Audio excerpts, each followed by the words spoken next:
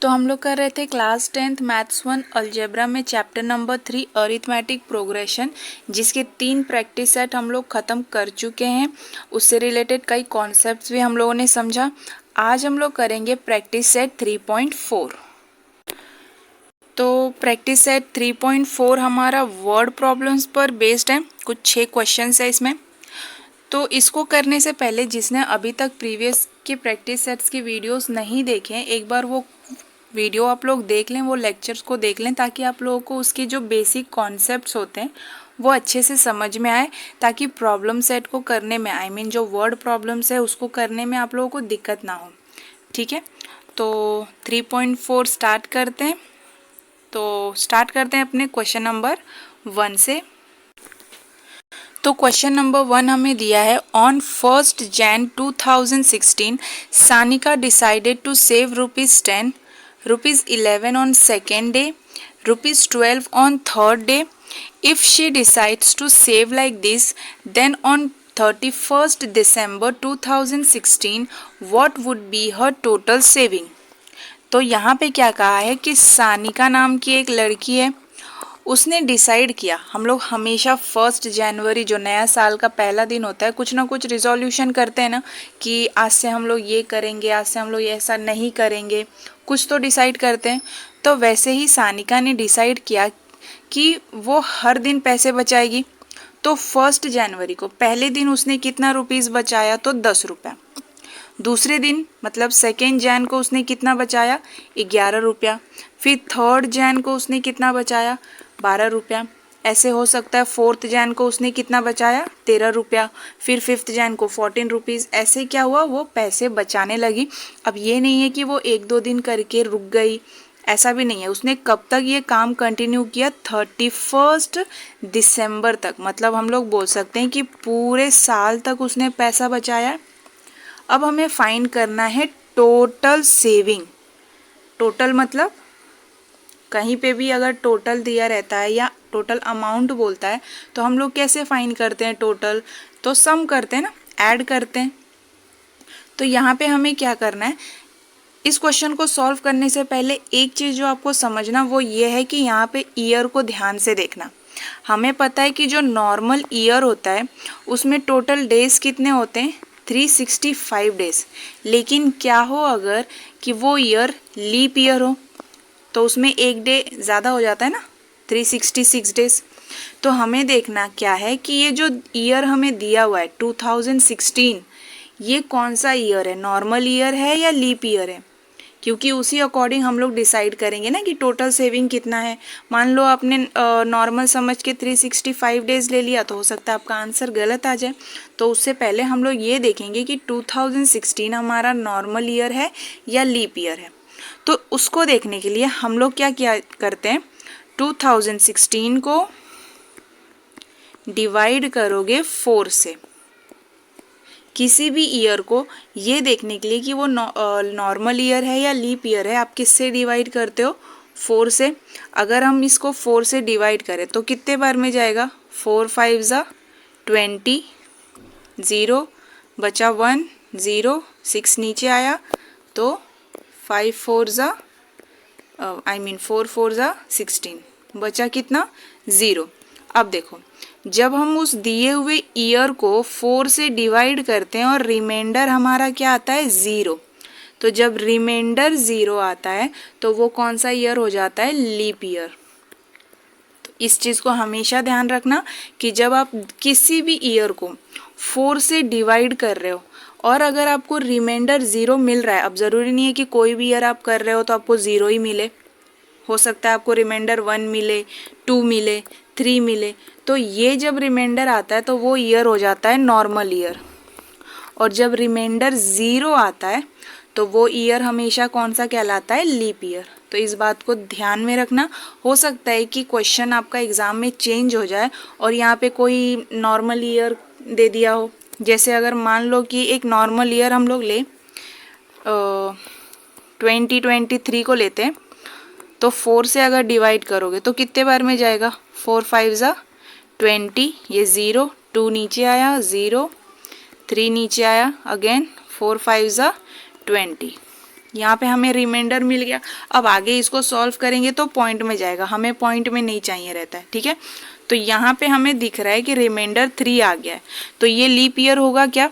तो ये leap year नहीं होगा। ये कौन सा ईयर होगा हमारा? ये होगा नॉर्मल ईयर, ठीक है। तो ये चीज़ हमेशा ध्यान में रखना। तो यहाँ पे हमें क्या देखना है? तो सानिका ने पहले दिन 10 रुपीज़ बचाए, दूसरे दिन 11 रुपीज़ बचाए, तीसरे दिन 12 रुपीज़ बचाए एंड सो ऑन, वो पैसा बचाते गई। हमें पता है कि जो हमारा 2016 है वो कौन सा ईयर है? लीप ईयर है। तो टोटल नंबर ऑफ डेज कितने होंगे इसमें? 366 डेज। लीप ईयर में तो 366 डेज होते हैं। ये वाले सीक्वेंस में हमारा फर्स्ट टर्म क्या है? 10। पहले दिन उसने 10 रुपये बचाया। अब रोज़ वो जो पैसा बचा रही है उसमें कितने का डिफरेंस है? तो 11 माइनस 10 करेंगे हम लोग, क्या मिलेगा? 1। कॉमन डिफरेंस करते हैं। अब हमें क्या फाइंड करना है कि पूरे साल में उसने कितना पैसा बचाया है, टोटल करना है, सम फाइंड करना है। तो सम के लिए हम लोग क्या यूज़ करते हैं? SN का फॉर्मूला। SN का फॉर्मूला क्या होता है? n/2 फिर 2a plus n minus 1 into D, ठीक है। तो कभी भी अगर आपको क्वेश्चन में ये बोला रहे कि फाइंड द टोटल सम या टोटल अमाउंट या कुछ भी टोटल वर्ड आए, तो आपको क्या समझना है? SN का ही फॉर्मूला यूज़ करेंगे, क्योंकि सम करते हैं और सम करने के बाद ही आपको क्या मिलता है? टोटल, ठीक है। तो यहाँ पे हमारे पास सारे वैल्यूज़ है ही। n के वैल्यूज़ क्या है हमारे पास? 366, a का वैल्यू है 10 और d का वैल्यू क्या है? 1। सिमिलरली n की वैल्यू हमारे पास है 366। सारे वैल्यूज़ को पुट करना है। बाकी ऐसे रिलेटेड कई क्वेश्चंस हम लोगों ने सॉल्व किए हैं, तो अभी तक आप लोगों को आ जाना चाहिए कि कैसे हमें करना है। तो मैं बताऊं इससे पहले एक बार आप खुद वीडियो को पॉज करो और खुद से सॉल्व करने की कोशिश करो, ताकि आपका भी कॉन्फिडेंस बूस्ट हो ना, वरना बहुत प्रैक्टिस लग जाएगा आपको ये करने के लिए अगर आपको समझ में नहीं आया और आप खुद से ना करो तो।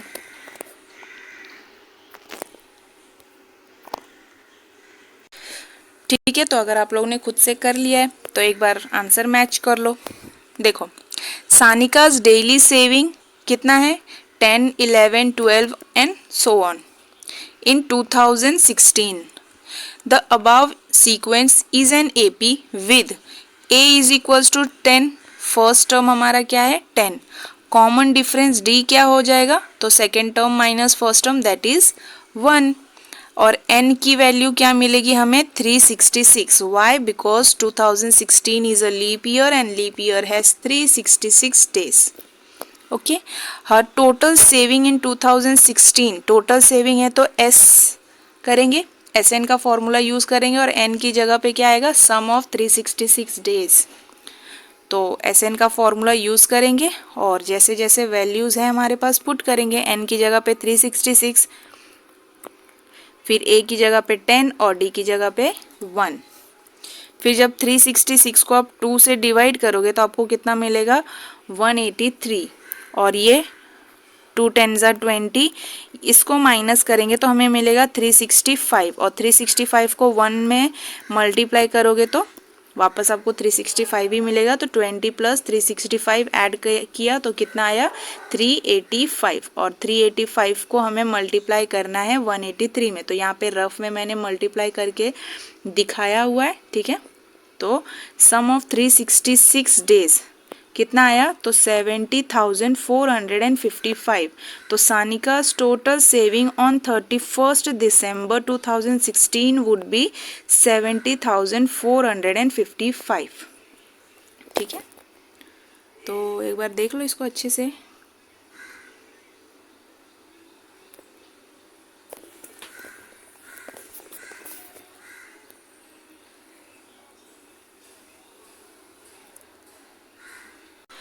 तो अब देखते हैं अपने सेकेंड क्वेश्चन को। यहाँ क्या बोला है? A man borrows ₹8,000 and agrees to repay with a total interest of ₹1,360 in 12 monthly installation, each installation being less than the preceding one by 40. Find the amount of the first and the last instalment.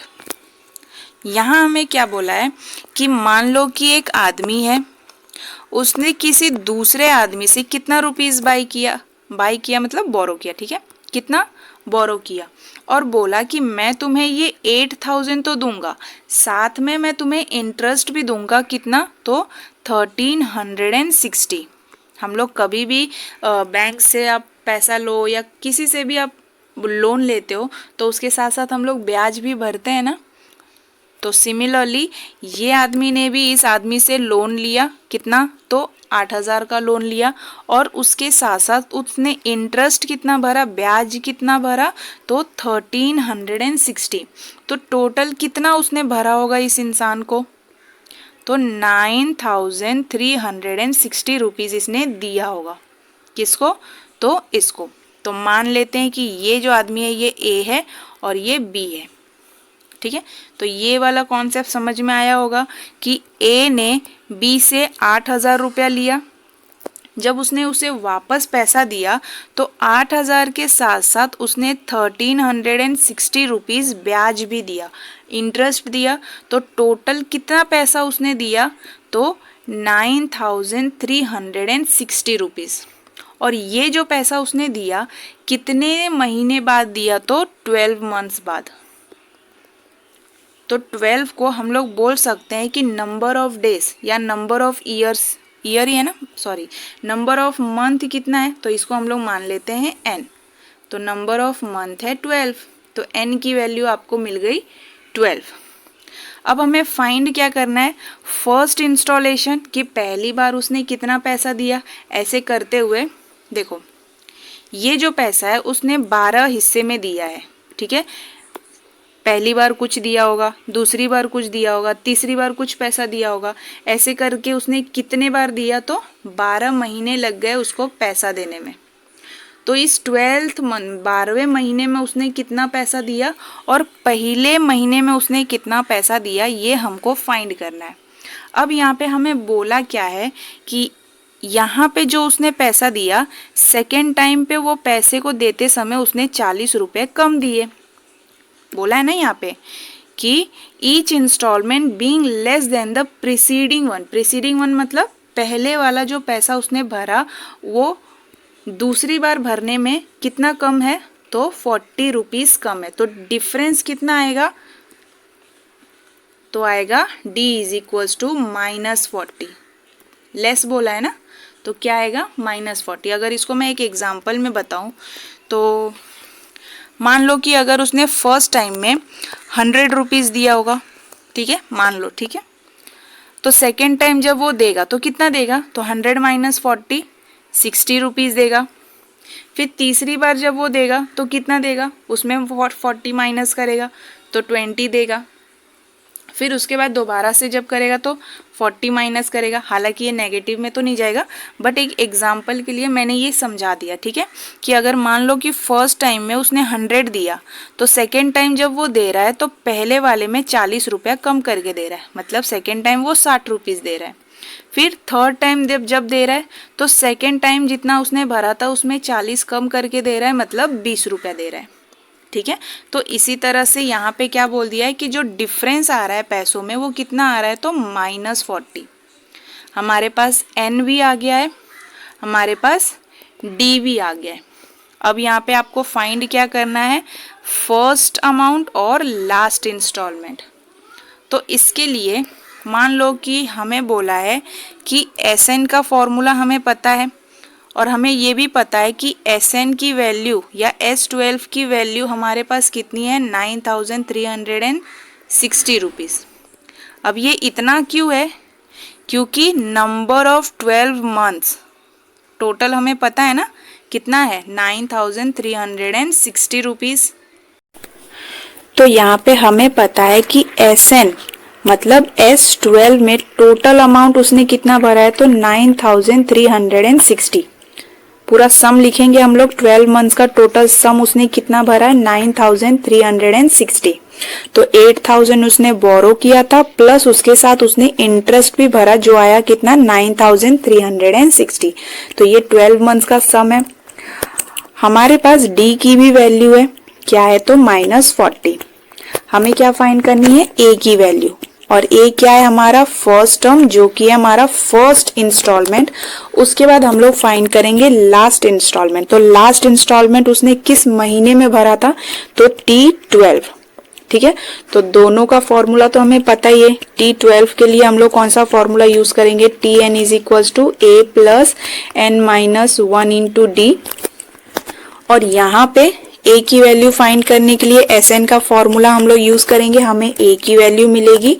और T12 find करने के लिए Tn की value को हम लोग use करेंगे। ठीक है, तो मेरे सॉल्व करने से पहले एक बार आप लोग खुद से भी ट्राई करो और देखो कि कैसा और क्या आंसर आता है तुम्हारा, फिर मेरे आंसर से मैच करो ताकि आपका कॉन्फिडेंस भी तो बूस्ट करे।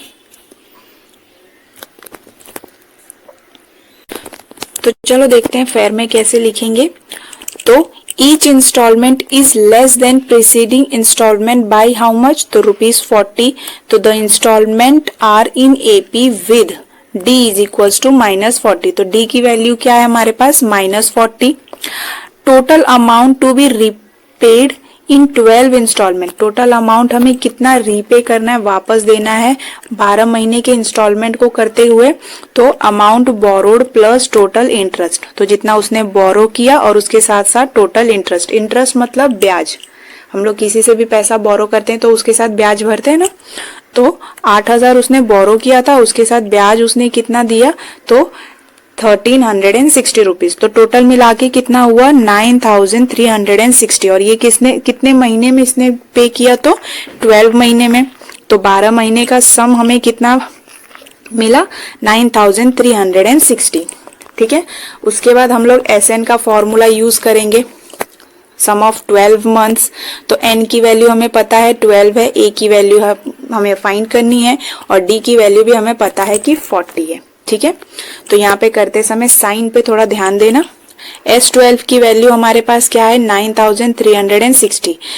12 को 6 से डिवाइड करोगे तो यहाँ पे आपका, सॉरी 6 से नहीं डिवाइड करेंगे, 2 आएगा ना यहाँ पे, एक सेकेंड।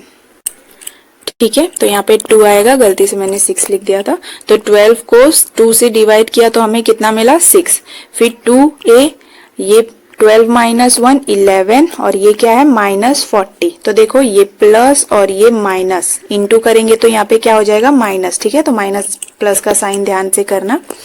फिर ये जो 6 है ये यहाँ पे आ गया तो डिवाइड हो जाएगा, ये हो जाएगा 2a, और ये प्लस माइनस माइनस, और 11 40 जा 4400। तो 11 4 जा कितना होता है, 44, और 0 ऐड करोगे तो 440 ऐसा आएगा। उसके बाद इसको हमने डिवाइड किया तो 9360 को डिवाइड करेंगे 6 से। तो देखो रफ में मैं बताती हूँ अच्छे से ताकि कंफ्यूज ना हो। 9360 किससे डिवाइड करना है, 6 से। तो 6 1 जा 6, बचा कितना, 3 नीचे आया, तो 6 5 जा 30, वापस नीचे क्या आएगा 3, फिर क्या है यहाँ पे 6, और 6 6 जा 36, 0, फिर 0 आ गया तो ये वाला 0 ऊपर ऐड हो जाएगा। ठीक है, मल्टीप्लिकेशन तो आप लोग को आता ही होगा। तो 9360 को 6 से डिवाइड किया तो कितना आया, 1560, और ये वाले वैल्यूज को लिखा हमने। फिर उसके बाद ये -440 को यहाँ पे भेजा, प्लस हो गया। ठीक है, दोनों को ऐड किया, कितना आया 2000। तो 2a is equals to 2000। a की वैल्यू फाइंड करने के लिए 2 को यहाँ पिक करेंगे, तो 2000 को 2 से डिवाइड करोगे तो कितना आएगा, 2 1 जा 2, और 0 0 0। ठीक है, ये normal basic addition, subtraction, division, multiplication मैंने स्टार्टिंग में ही बोला था आप लोग को आना चाहिए। a की वैल्यू हमें क्या मिल गई, 1000। ये 1000 क्या था, उसका फर्स्ट इंस्टॉलमेंट, जो पहला अमाउंट उसने भरा था वो कितना भरा था, 1000। ठीक है, अब हम लोग को फाइंड करना है उसका लास्ट इंस्टॉलमेंट। तो for last instalment n is equals to 12, 12वें महीने में उसने अपना लास्ट इंस्टॉलमेंट भरा होगा। तो Tn की फॉर्मूला हमें पता है, a plus n minus 1 into D. Tn मतलब n की वैल्यू 12। तो 12th टर्म का हमें फाइंड करना है कि 12वें महीने में 12th टर्म का जो AP का सीक्वेंस था वो क्या है। ठीक है, तो फिर वहां पे जो भी आपको वैल्यूज मिले, ए की वैल्यू हमने फाइंड की वो रखेंगे, एन की वैल्यू हमें पता है 12, डी की वैल्यू भी यहाँ पे 40 हमें पता ही है। फिर सॉल्व करने के बाद हमें यहाँ पे क्या मिल गया कि 12th टर्म जो 12वें महीने में उसने इंस्टॉलमेंट भरी वो कितना था 560। ओके, तो amount of first instalment is 1000 and that of last instalment is 560 rupees. तो होप आपको ये क्वेश्चन समझ में आया हो, ज़्यादा कंफ्यूज मत होना, एक बार इसको ध्यान से देख लो सब।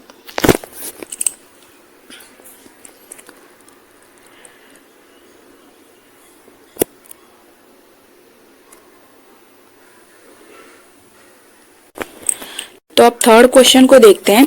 Sachin invested in an national saving certificate scheme in the first year he invested 5000, in second year ₹7,000, in third year ₹9,000 and so on.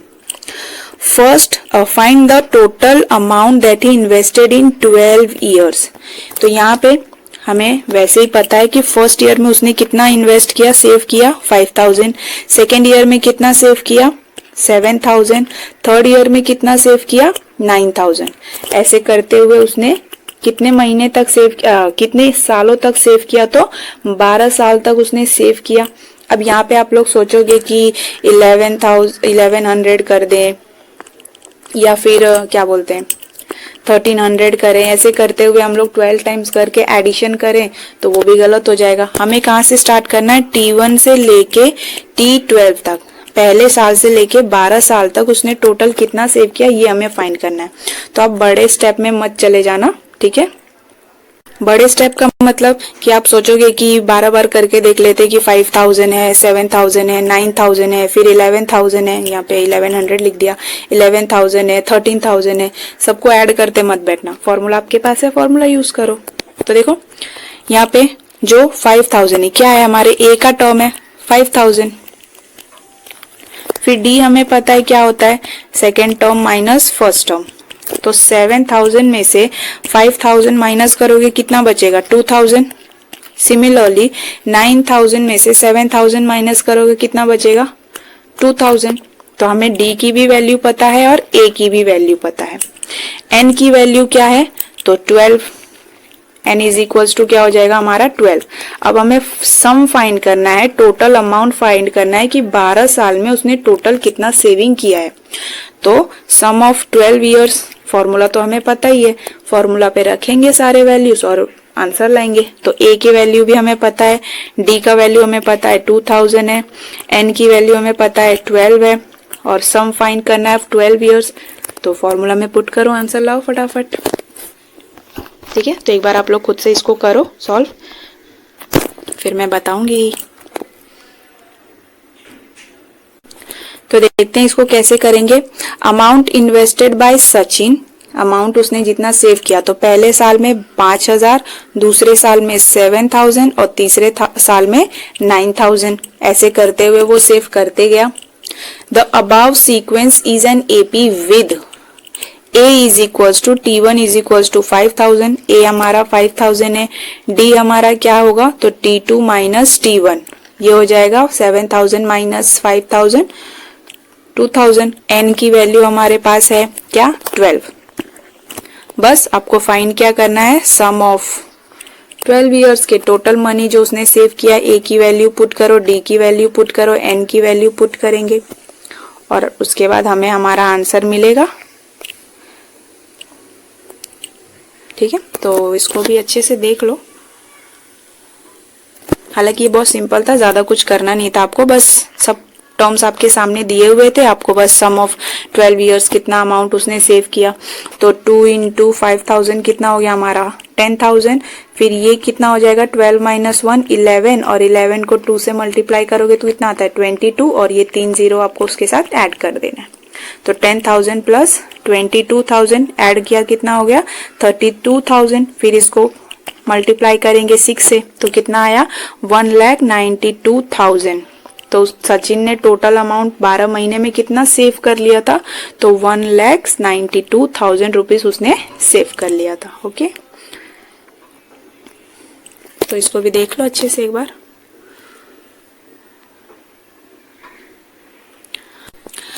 तो अब देखते हैं अपने फोर्थ क्वेश्चन को। यहाँ हमें क्या दिया है कि there is an auditorium with 27 rows of seat. There are 20 seats in first row, 22 seats in second row, 24 seats in third row and so on. Find the number of seats in 15th row and also find how many total seats are there in the auditorium. ठीक है, तो यहाँ पे अभी इसको हम लोग रफली समझते हैं एक बार। देखो, एक पूरा ऑडिटोरियम है, ठीक है, इस तरह से कुछ ऑडिटोरियम रहता है। अब वहां पे बोला क्या है कि पहले रो में, इसी को रो कहते हैं ना, इस तरह से जो रहता है इसको क्या कहते हैं, रो, और जो ऐसा रहता है उसको क्या कहते हैं, कॉलम। तो पहले रो में कितने सीट्स हैं, तो पहले रो में है 20 सीट्स। फिर सेकेंड रो में कितने सीट्स है, 22। थर्ड रो में कितने सीट्स है, 24। ऐसे करते हुए टोटल कितने रोज बने हुए हैं, तो टोटल 27 रो है। उसमें से हमें पूछा है क्या कि हमें 15th रो में कितने सीट्स हैं वो फाइंड करना है। तो ऐसे मान लो ये first, second, third, fourth, fifth, six, seventh, ऐसे करते हुए एक रो बीच में आएगा जो 15th रो होगा, ठीक है। तो वो हमारा क्या हो जाएगा, 15th टर्म। ये हमारा फर्स्ट टर्म का वैल्यू क्या है, 20, सेकेंड टर्म का वैल्यू क्या है, 22, थर्ड टर्म का वैल्यू क्या है, 24। ऐसे करते हुए सो ऑन हमें फाइंड करना है 15th टर्म में कितने सीट्स हैं वो हमें फाइंड करना है। तो T15 हमें दिया हुआ है, तो T15 के लिए हम लोग कौन सा फॉर्मूला यूज करेंगे, Tn का फॉर्मूला यूज करेंगे, a plus n minus 1 into d. तो n की वैल्यू हमें पता है, पहले क्या करनी है, 15। a की वैल्यू भी आपको पता है, फर्स्ट टर्म क्या है, 20, ठीक है। n की वैल्यू हमें पता ही है, 15 माइनस 1। और d हमारे पास क्या है, तो देखो second term minus first term, 22 minus 20 कितना होता है, 2। 24 माइनस 22 कितना आएगा, 2। तो d की वैल्यू भी हमें पता है क्या है, 2, ठीक है। ऐसे करके हम लोग पहले 15th टर्म फाइंड करेंगे। फिर उसके बाद बोला है कि टोटल, मतलब पूरे ऑडिटोरियम में टोटल कितने सीट्स हैं ये हमें फाइंड करना है। तो n की वैल्यू हमारे पास क्या है, अगर हम पूरे ऑडिटोरियम का ले तो n की वैल्यू हमारे पास है 27। टोटल कितने टर्म्स है, 27 टर्म्स है, या बोल सकते हैं कि n की वैल्यू हमारे पास है 27। अब पूरे का हमें सीट फाइंड करना है, तो क्या फाइंड करेंगे, Sn की वैल्यू फाइंड करेंगे ना, सम करेंगे ना, सारे ऑडिटोरियम में जितने भी सीट्स है उसका सम करेंगे। तो Sn की वैल्यू यूज करेंगे, और Sn मतलब S27। यहाँ पे भी आपको फॉर्मूला पता ही है, n/2, n की वैल्यू आपको पता ही है 27 रखनी है। फिर 2a plus n minus 1 into d. तो a की वैल्यू भी पता है, d की वैल्यू भी पता है, n की वैल्यू भी पता है, तो हम लोग S27 रिमूव कर सकते हैं। यहाँ पे S27 क्यों ले रहे हैं, क्योंकि हमें बोल रहा है कि टोटल सीट्स फाइंड करनी है, और जब भी टोटल करना रहता है तो हम लोग क्या करते हैं, सम ही करते हैं ना, ठीक है। तो इसको भी देखते हैं एक बार फेयर में। तो देखो, the number of seats in a row is in AP। हमें पता है कि जो भी सीट्स में रो है वो AP में है। तो क्या है, 20, 22, 24 and so on. Here first term हमें पता है क्या है, 20, और उसका डिफरेंस कितना है, तो 2। और नंबर ऑफ टोटल ऑडिटोरियम में कितने रोज हैं, 27। Now number of seats in row 15, that is T15 हमें फाइंड करना है। We know that Tn is equals to a plus n minus 1 into d. तो T15 फाइंड करने के लिए ये फॉर्मूला यूज करेंगे, सारे वैल्यूज को पुट करेंगे, a की वैल्यू, d की वैल्यू भी है हमारे पास, वो पुट करेंगे। तो T15 हमें कितना मिल गया, 48। तो total number of total seats in auditorium. अब पूरे ऑडिटोरियम में रोज टोटल कितने थे, तो 27 रोज थे। अब वो टोटल 27 रोज में हमें फाइंड करना है कि टोटल कितने सीट्स हैं। तो हम लोग किसका फॉर्मूला यूज करेंगे, S27। कभी भी अगर टोटल अमाउंट बोले फाइंड करने के लिए ना, तो समझ जाना सम करना है, तो S का फॉर्मूला यूज करोगे। तो Sn का फॉर्मूला यूज किया हमने, सारे वैल्यूज को पुट किया, 27 सीट्स के हमें सम फाइंड करने, I mean 27 रोज का हमें क्या फाइंड करना है, सम। तो n की जगह पे 27 रखा, a की जगह पे 20, d की जगह पे 2। सॉल्व करने के बाद हमें क्या मिल गया कि sum of 27 is equals to how much, तो 1242।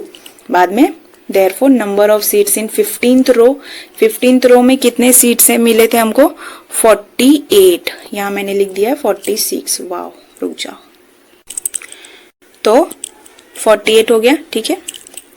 And total seats in auditorium, auditorium में टोटल सीट्स कितने हैं तो 1242। 15th रो का हमें पूछा था, हमें मिला 48 और पूरे ऑडिटोरियम में टोटल कितने सीट्स हैं तो वो हमें कितना मिल गया 1242। तो एक बार इस सम को अच्छे से देख लो। तो आई होप आप लोगों को ये सारे हार्ड नहीं लग रहे हो, हालांकि हार्ड नहीं है, आपको बस प्रैक्टिस की जरूरत है। जब भी आपको कोई पर्टिकुलर टर्म बोले ना कि T15 फाइंड करो, T20 फाइंड करो, तो हमेशा ये फॉर्मूला यूज करना। और जब आपको सम फाइंड करने के लिए बोल दे कि 12 महीने में इतना सेविंग हुआ है तो 12 महीने में ये हमने किया और उसका टोटल सम फाइंड करो, तो उसके लिए क्या फॉर्मूला यूज करते हैं, तो सम के लिए नॉर्मल SN की वैल्यू यूज करते हैं, ठीक है। तो बस क्वेश्चन को देख लो एक बार कैसे सॉल्व करेंगे इसको, फिर अपने नेक्स्ट क्वेश्चन की तरफ बढ़ते हैं। तो अब देखते हैं अपने क्वेश्चन नंबर 5 को। तो यहाँ हमें क्या दिया है, Kargil's temperature was recorded in a week from Monday to Saturday, all the readings were in AP। तो टेम्परेचर का रीडिंग रिकॉर्ड किया गया था मंडे से सैटरडे जो AP में है। वैसे भी हमें पता है कि टेम्परेचर कभी भी AP में तो हो नहीं सकता, बट कुछ भी दे दिया है, क्या करना। The sum of temperature of Monday and Saturday was 5 degree Celsius more than the sum of temperature of Tuesday and Saturday. If temperature of Wednesday was -30 degree Celsius then find the temperature of the other 5 days। तो Monday से Saturday 6 दिन, हमें पता है कि Wednesday का कितना है -30 डिग्री सेल्सियस। तो बाकी के जो मंडे, ट्यूसडे, थर्सडे, फ्राइडे और सैटरडे हैं वो 5 डेज का हमें फाइंड करना है। तो ये हमारा सेकेंड कंडीशन है और ये वाला हमारा फर्स्ट कंडीशन है। क्या, the sum of temperature of Monday and Saturday was 5 degree more than the temperature of Tuesday and Saturday. अब यहाँ पे हमें पता है कि ये जो दिया हुआ है टेम्परेचर का सीक्वेंस है वो AP में है। तो हमारे पास दो टर्म है, क्या, A और D, और हमारे पास क्या है तो दो कंडीशंस भी है। तो ये हमारे लिए सॉल्व करना इजी है, ठीक है। तो देखो हम लोग मान लेते हैं क्या कि डेज क्या है, Monday, Tuesday, Wednesday, Thursday, Friday, Saturday. को मानना नहीं है तो दिया हुआ है। टेम्परेचर मंडे का हम लोग मानते हैं A है, तो कॉमन डिफरेंस उसमें ऐड करते जाएंगे। ट्यूसडे का A+D, वेडनेसडे का A+2D, थर्सडे का A+3D, ऐसे क्या करेंगे हम लोग डिफरेंस को ऐड करेंगे। अब ऐसा क्यों कर रहे हैं, देखो हमें चाहिए कि वो AP में है तो कॉमन डिफरेंस सेम आना चाहिए। तो अगर हम लोग सेकेंड टर्म, ये हमारा T2 है और ये T1 है, ये T3 है, ये T4 है एंड सो ऑन, ठीक है।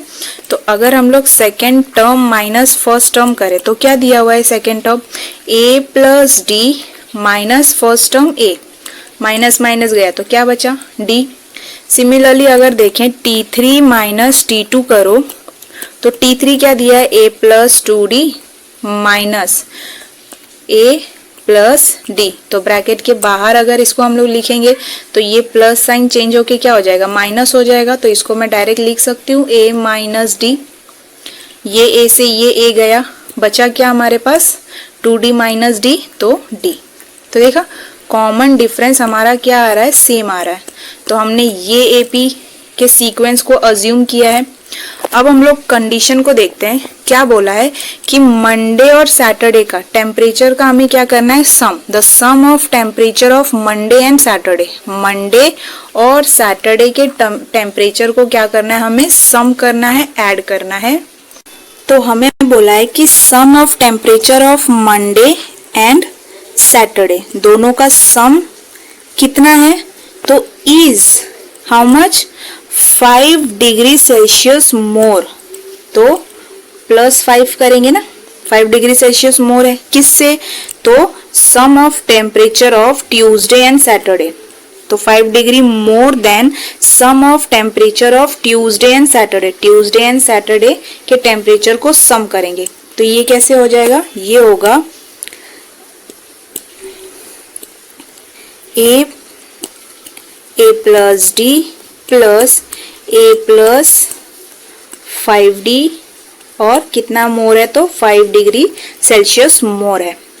तो हमारा ये जो कंडीशन बनेगा फर्स्ट कंडीशन के अकॉर्डिंग कुछ इस तरह से बनेगा। अब देखो यहाँ पे ये A प्लस में है, ये वाला A भी प्लस में है, ये भी प्लस में है, ये भी प्लस में है, सेम साइन है, यहाँ पे आएगा तो माइनस माइनस हो जाएंगे, तो हम लोग इसको कट कर सकते हैं। ठीक है, अब बच क्या रहा है, तो देखो यहाँ पे ये D है और D है, तो ये करते हैं, यहाँ पे बचा 5D और यहाँ पे हो जा रहा है 6D प्लस 5। ठीक है, तो अब ये हम लोग क्या करेंगे ना कि अगर D को इस साइड लाएंगे तो D माइनस में हो जाएगा, हमें क्या करेंगे प्लस 5 को इस साइड लेकर आते हैं, तो ये हो जाएगा -5, ये 6D और ये जो 5D है ये इधर आ गया, तो ये हो जाएगा -5D। तो D की वैल्यू आपको क्या मिलेगी, -5। ठीक है, D की वैल्यू हमें मिल गई। तो ये हमारे फर्स्ट कंडीशन जो हमें दिया था क्या, कि sum of temperature of Monday and Saturday, sum of temperature of Monday and Saturday was 5 more than sum of temperature of Tuesday and Saturday। तो सॉल्व करने के बाद हमें D की वैल्यू मिल गई -5, तो इसको मान लेते हैं 1। ओके, अब सेकेंड कंडीशन हमें क्या दिया है कि if the temperature of Wednesday was -30 degree Celsius, तो वेनसडे का हमने क्या माना है A + 2D कितना है is equals to -30 degree Celsius. तो अब इसको देखते हैं, तो मैं इसको यहाँ पे करती हूँ कि A + 2D is equals to Wednesday का है, ये कितना है -30 डिग्री सेल्सियस, तो A का हमें पता नहीं है, D की वैल्यू हमने अभी जस्ट निकाली, तो वो यहाँ पे पुट करेंगे -5 इज इक्वल्स टू -30। ठीक है, मैं इसको थोड़ा रब कर देती हूँ। ओके, अब A और ये कितना हो जाएगा -10 इज इक्वल्स टू -30, 10 को वहां भेज देंगे, तो ये हो जाएगा -30 + 10, तो A की वैल्यू आपको क्या मिल गई -20। ठीक है, तो देखो हमारे पास A की भी वैल्यू है और D की भी वैल्यू है। अब इन सारे वैल्यूज को क्या करना है, इन इक्वेशंस में हमें पुट करना है यहाँ पे। तो हमें पता है कि A की वैल्यू कितनी है, A की वैल्यू हमें मिल गई -20। ठीक है, सिमिलरली A - D कैसे फाइंड करेंगे, तो A की वैल्यू है -20 प्लस और D की वैल्यू है -5, तो ये क्या हो जाएगा -20 माइनस प्लस -5, तो ये क्या मिलेगा हमें -25। तो देखो ये मंडे का टेम्परेचर हो गया, ये ट्यूसडे का टेम्परेचर हो गया, एंड सिमिलरली इसमें भी हम लोग वही करने वाले हैं। ठीक है, तो आई होप आपको ये समझ में आ गया हो कि इक्वेशन कहना क्या चाहता है। ठीक है, तो अगर रफली समझ में आ गया तो एक बार इसको फेयर में भी समझते हैं। हालांकि एक बार जिस तरह से रफ में समझाया गया है आप लोग एक बार खुद से ट्राई करो और सॉल्व करने की कोशिश करो। तो फेयर में एक बार इसको हम लोग समझते हैं। देखो, the reading of temperature were in AP, question में ही हमें बोला है let the temperature reading from Monday to Saturday be A + D, A + 2D, A + 3D, मतलब D में आपको क्या करना है, बढ़ाते जाना है, क्योंकि AP में लाना है ना, तो कॉमन डिफरेंस हमें सेम चाहिए। तो हमें दिया हुआ तो नहीं है कि AP वाला जो सीक्वेंस है वो आप ऐसे अज्यूम करो, तो हम लोग अपने हिसाब से ये मान के चलते हैं। तो मंडे का मान लो कि A है, ये ट्यूसडे का हो गया, Wednesday, Thursday, Friday and Saturday, इस तरह से माना। फर्स्ट कंडीशन हमें क्या दिया था कि sum of Monday and Saturday is कितना, तो 5 more than sum of Tuesday and Saturday. तो जब हमने सॉल्व किया तो A से A कटा, फिर यहाँ पे A से A कटा, ये D और ये D मिलके कितना हो गया था, 6D हो गया था, प्लस 5 इधर हमें मिला और यहाँ पे हमें कितना मिला था, 5D। ठीक है, तो D तो हम माइनस में ले नहीं सकते, तो इसीलिए 5 को हमने क्या किया, यहाँ पे शिफ्ट किया, तो ये क्या हो गया -5 और 6D - 5D कितना हो जाएगा, तो D। तो D की वैल्यू हमको क्या मिल गई, -5, तो ये हमने 1 मान लिया। उसके बाद सेकेंड कंडीशन हमें पता है कि वेडनेसडे की रीडिंग कितनी है, तो -30 डिग्री सेल्सियस। तो वेडनेसडे का हमने क्या अज्यूम किया था, A+2D, और उसकी रीडिंग कितनी बराबर है, -30 डिग्री। तो D की वैल्यू पुट की -5, तो हमें A का वैल्यू मिल गया क्या है, तो 20। तो A मंडे का भी डिग्री हो गया, तो मंडे का टेम्परेचर कितना है, -20 डिग्री सेल्सियस। फिर ट्यूसडे के लिए A+D, तो -D प्लस D की जगह पे -20 प्लस D की जगह पे क्या रखेंगे, -5, और हमें क्या मिलेगा, 25, -25। सिमिलरली वेडनेसडे में भी A+2D है, तो A की वैल्यू रखेंगे +2 इंटू -5, तो ये क्या हो जाएगा, देखो माइनस प्लस माइनस, और माइनस माइनस हम लोग प्लस करते हैं, तो 20 + 10 कितना होता है, 30, और बिगर नंबर साइन, तो 30 मिल गया। वेडनेसडे का आप नहीं भी निकालोगे ना तो चलेगा, क्योंकि वेडनेसडे का ऑलरेडी दिया हुआ है कि वेडनेसडे का टेम्परेचर कितना है, 30 डिग्री। तो यहाँ पे नहीं भी पुट करोगे तो हमें पता है वो 30 ही आएगा। फिर थर्सडे का, फ्राइडे का भी, और सैटरडे का। देखो सीक्वेंस AP में दिख रहा है ना, पहले ये 20 है, फिर 5 बढ़ गया, फिर 5 बढ़ गया, फिर और 5 और 5 और 5, ठीक है, तो ये AP में है। And then therefore the temperatures on the other 5 days are -20 degree जो मंडे का है, -25 ट्यूसडे का, -35 ये है थर्सडे का, ठीक है, -40 डिग्री फ्राइडे का, और -45 डिग्री ये है सैटरडे का। तो Monday, Tuesday, Thursday, Friday and Saturday. Wednesday का हमको ऑलरेडी दिया हुआ था 30 डिग्री सेल्सियस, और क्या बोला था, अदर 5 डे का फाइंड करने का, तो फाइंड किया हमने, ठीक है। तो एक बार इसको देख लो और अच्छे से, तो आई होप आपको समझ में आया होगा कि क्या करना है इसमें।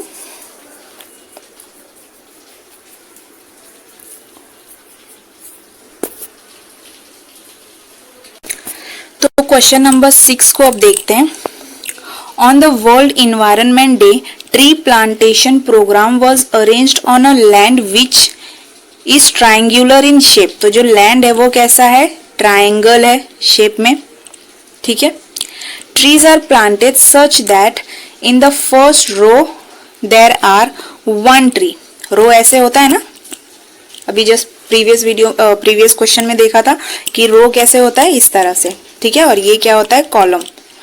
तो फर्स्ट रो में कितना ट्री है, तो 1, in second row 2 trees, in third row 3 trees and so on. Find the total number of trees in 25 rows. तो ऐसे टोटल कितने रोज हैं हमारे पास, तो 1 2 3 4 5 6 7 ऐसे करते करते 25 रोज है। मतलब लैंड बहुत बड़ा है, ट्रायंगुलर में ही है लेकिन बहुत बड़ा लैंड है। तो मान लो कि अगर मैं डायग्राम में बताऊं, तो सपोज ये एक ट्री है पहले रो में, फिर दूसरे में लगाया हुआ है 2, ठीक है, फिर तीसरे में लगाया हुआ है कितना, तो 3, फोर्थ में लगाया है कितना, तो 4,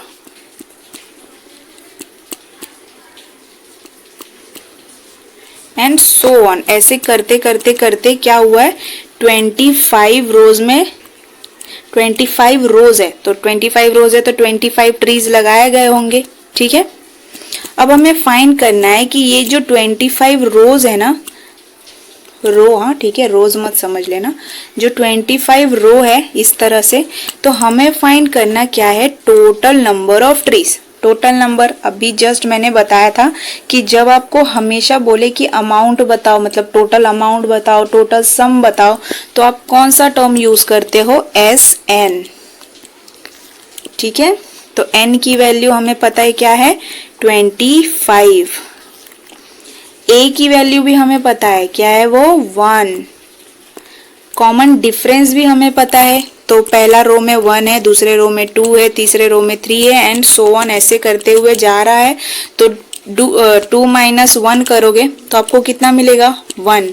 तो a की वैल्यू 1 है और d की भी वैल्यू क्या है, 1, ठीक है। तो a is equals to 1, d is equals to also 1 and n की value is given 25 and what you have to find कि 25 रोज में टोटल ट्रीज कितने हैं। तो सम करेंगे S25 तो n की वैल्यू पता है, a की वैल्यू पता है, d की वैल्यू पता है। 25 रोज में टोटल कितने ट्रीज हैं, ओहो, वो सम आप फाइंड करना है। ठीक है, तो मेरे करने से पहले एक बार आप खुद से भी ट्राई करो ताकि आपको भी समझ में आए ना कैसे करना है, बार बार नहीं करूं।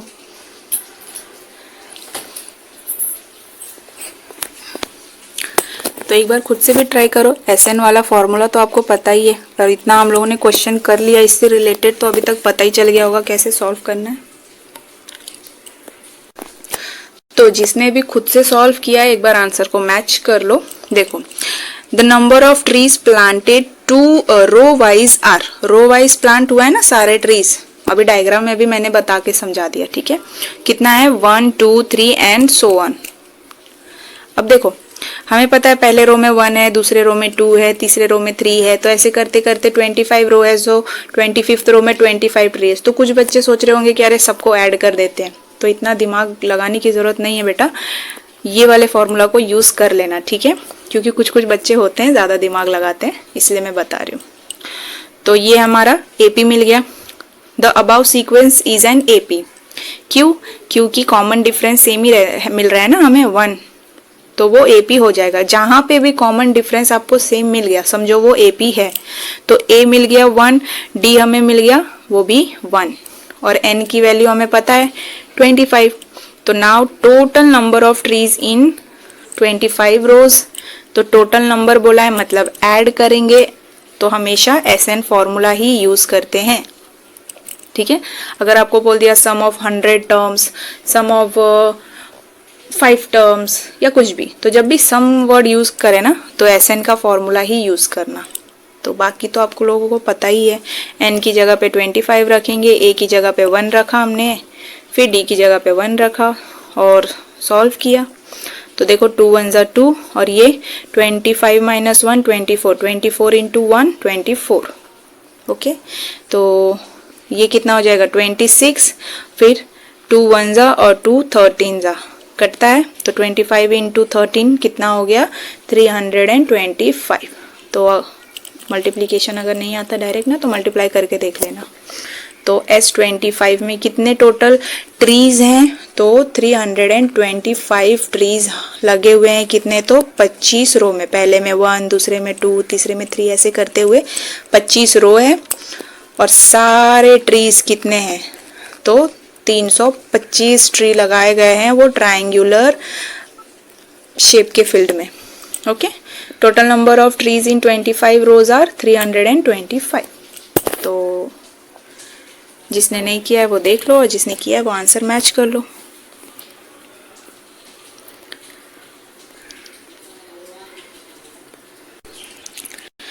तो चैप्टर नंबर 3 अरिथमेटिक प्रोग्रेशन में प्रैक्टिस सेट 3.4 में 6 क्वेश्चंस थे, और हमने एक ही वीडियो में लगभग पूरे 6 क्वेश्चंस हमने देख लिए हैं। तो हमेशा की तरह मैं वही कहूँगी कि प्रैक्टिस करो और कुछ नहीं, प्रैक्टिस से ही और अच्छे बनोगे।